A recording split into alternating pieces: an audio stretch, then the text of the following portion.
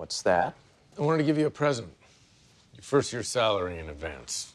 Welcome back. Harvey, I'm running out of ways to tell you I don't want to be a corporate lawyer. Before your answer, you might want to take a look at this check. You're trying to bribe me. I'm trying to close you.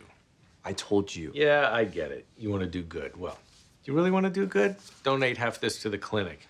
You fund the place for a year. Oh, so that's what you think I'm all about, just giving money. No, but I think you're about more than just working at that place, and you know it. What are you talking about? I'm offering you a deal. One for you, one for me.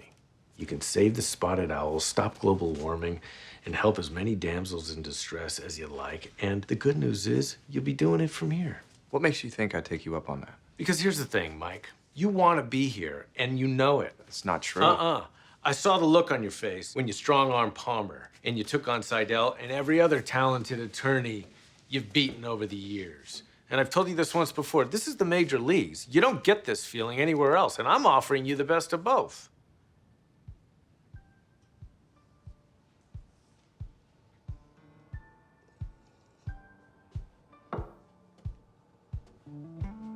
Why are you giving me a peace sign? Double it. What? I don't want to just fund the clinic for a year. I want to fund it for 2. And while we're at it, I want some left over for a little something nice for me and the wife-to-be. That's all it's gonna take. Oh, not even close. I wouldn't have it any other way. Any case I want to bring the clinic onto, I can. Done. Anyone I want to bring over from the clinic, I can. Lewis doesn't get a say, you don't get a say, no Harvard rule. Done. And there's one more thing, and you are not gonna like it. You are not getting my office. Oh, yes, I am, and I will tell you why. Why? Because she's gone, Harvey. And she's not coming back. It's time for you to take the reins. Brother, I feel you've been down. Try to raise the rain from the ground. Yeah. Don't let the shine leave your lights. Rivers don't run in the straight line. You're early. I need you to take point on a consumer fraud hearing for Sandra. Nathan, I need to talk to you. Look, I know things got heated between us the other night, but as far as I'm concerned, it's water under the bridge. So if you're wondering if I'm still upset at you or I'm something. not. And this is to make sure you're still not upset with me after you hear what I'm about to say.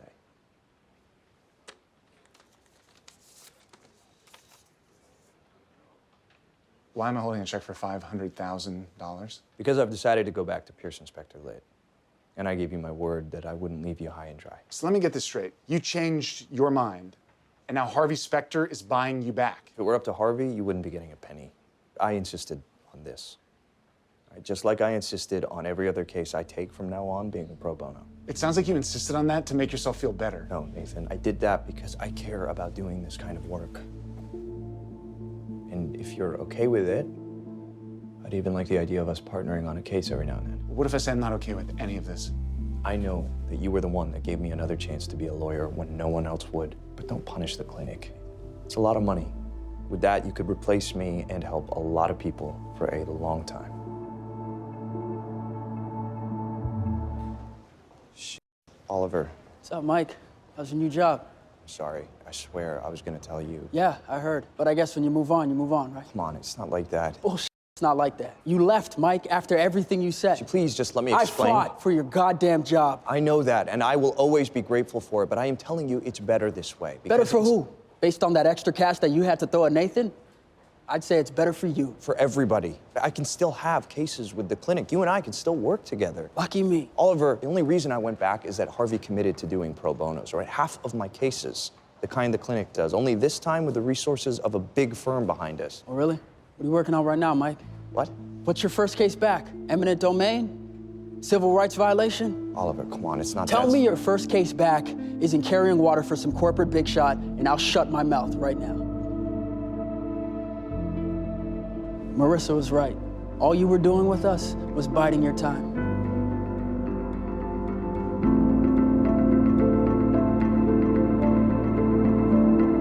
Your Honor, they can dress this up all they want. But the fact is, the deceased entered into a contract in bad faith by claiming she was no longer a smoker. The only fact here is that they're manufacturing a reason to weasel out of a legitimate claim. You gonna tell the court that we manufactured this picture of your client smoking 8 months ago? I'm well aware of the photo that you sent a grieving husband. But an image of a woman not inhaling a cigarette doesn't prove anything. She lied on her application. Which had nothing to do with how she died. The manner of death isn't at issue here. The contract is. He's got a point. Your Honor, they're claiming that my client entered into a policy in bad faith. What kind of faith is it when a company pours through a woman's social media history just to stick it to her grieving husband and 3 children? Better faith than a man that pretended to be an attorney for the better part of 3 years. What are you talking about?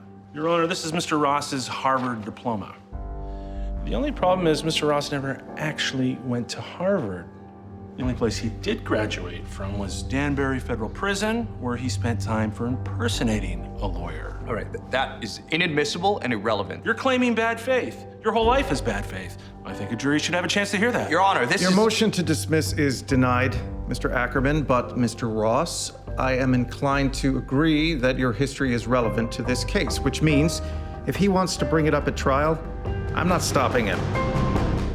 You wanted to talk to me? What gave it away? The 9 texts or the 16 messages? I was on a plane. Yeah, well, I'm in your old office wondering why you even gave it to me if you're not going to let me make simple personnel decisions. Mike, if you let this asshole bully you, you're going to be backing down for the rest of your life. I'm not backing down. I am buying time so that I can stop this bullshit from ever happening again. You don't need time. I have a way. Stop apologizing and start intimidating. Well, that's a hell of a slogan, Harvey, but what does it actually mean? It means you go out, you find a reporter, and you take control of the narrative. Instead of a lying fraud, you're a hero fighting for redemption. I don't have time to change my image. Look, if I lose this case, the only article that's going to get written is that I never should have been able to practice law in the first place. Yeah, well, if you can't figure out a way to win without Rachel's help, then maybe I shouldn't have brought you back in the first place, because I've had about enough of having every employee I have question every decision I make. I'll get that. Keep your money, Mr. Ross. You're going to need it. I think after you see this, you're going to want to save every nickel you have. Thanks. Now, correct me if I'm wrong, but I believe that's a memo between Acumen Senior Management and their sales force outlining their policy of doing whatever it takes to avoid paying claims. Wow. This thing can be interpreted a dozen different ways. It doesn't prove a thing. It proves that we're not just talking about my client anymore. You're looking at a class action. And if there's one thing a jury hates more than a fake lawyer, it's an insurance company that rips off widowers and children. What do you want? 50 million, with an admission of guilt. No way. They won't go for admission. Okay, here's what you're gonna do instead. A reporter's gonna call you. And when he does, you're gonna tell him the story of how you thought you were gonna wipe the floor with this fraudulent attorney, but instead you ended up praying that you never go up against him again. You knew they wouldn't go for admission. You set me up. Well, now that you mention it, I did. And that's take it or leave it. Then I guess I'll take it and leave out the part where you traded admission of guilt in exchange for self-promotion. Don't you dare say that to me. I'm not doing this for myself. I'm doing it so that pieces of shit like you never try to use my history against my clients again.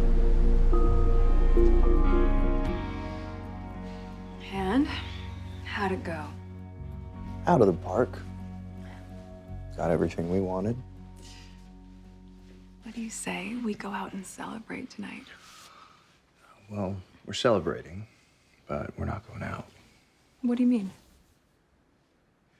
A reporter from the Times is going to be here in 5 minutes. Okay. We are doing an interview. The redemption of a fraudulent lawyer.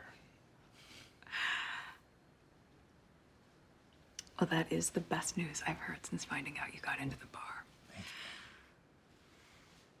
But I think you should do it without me. Rachel, I couldn't have done any of this without you. And that may be true, but this is your story, and you should be the one to tell it.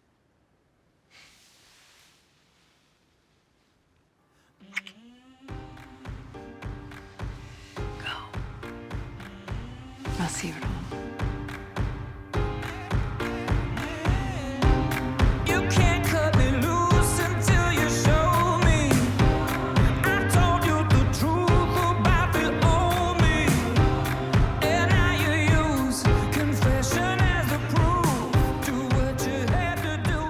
Mike.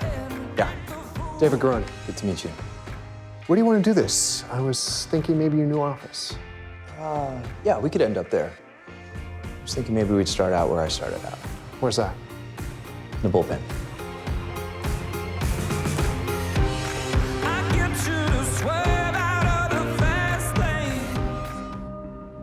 Donna. Rachel, can I get you to anything? Coffee, tea, a copy of your article in the Sunday Times? Don't need it. Read it yesterday. Have one at home. And by one, he means 10. Are you sure you don't want to take just one more look at it? I'm good. Thanks, Donna. Okie dokie. You have a nice day. Something's going on with her, I can tell. What do you mean? You telling me you didn't notice that grin on her face?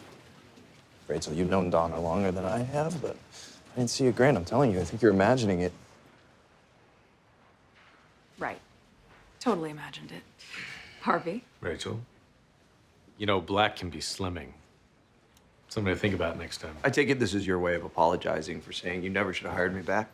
And he gave me a chance to say the slimming thing. Sorry, Mike. You had a point, Harvey.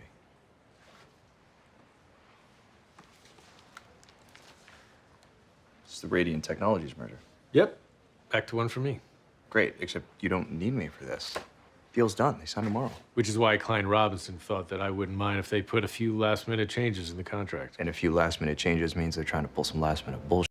Now that sounds like the impressive young lawyer I read about in the article. Why don't you figure out what they're trying to do and get it done by lunch? Who says I need slimming? I read your interview yesterday. And my son was in prison too. But unlike you, he didn't make it out. Says your son died of a heart attack. Yes. A heart attack out of nowhere. You think they're hiding something? Well, they won't take my calls or answer my letters. What would you think? I think that there might be something wrong, but that doesn't mean that there is. Mr. Ross, my son was 28 years old. He was up for parole next month. There's something they're not telling me. All right, I'll look into it. But I'm not going to be able to get to this for a few days. Few days?